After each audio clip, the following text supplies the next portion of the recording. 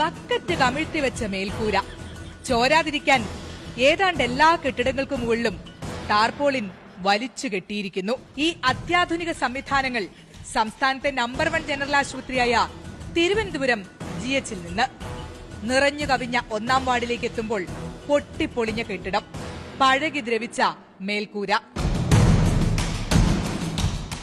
തറയിൽ അത്യാവശ്യം ആഴമുള്ള കുഴികൾ.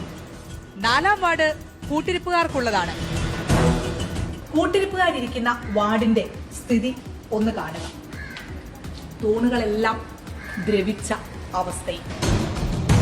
ഇനി അണുവിമുക്തമായിരിക്കേണ്ട ഓപ്പറേഷൻ തിയേറ്ററുകളുള്ള കെട്ടിടത്തിന്റെ സ്ഥിതി നനഞ്ഞൊലിച്ച് ഫംഗസ് പിടിച്ച മേൽക്കൂര. പുരുഷന്മാരുടെ വാർഡിന്റെ ഒരു ഭാഗം ചോർന്നൊലിക്കുന്നതുകൊണ്ട് അടച്ചിട്ടിരിക്കുന്നു. ഇനി മരുന്നുകൾ സൂക്ഷിച്ചിരിക്കുന്ന ഒരു കാഴ്ച കാണാം.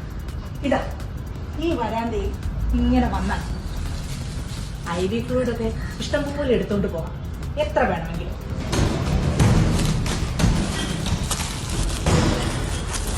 പതിനൊന്ന് മാസം മുമ്പ് ഈ കെട്ടിടങ്ങളെല്ലാം പൊളിക്കാനും രോഗികളെ മാറ്റാനും ഉത്തരവുള്ളതാണ്.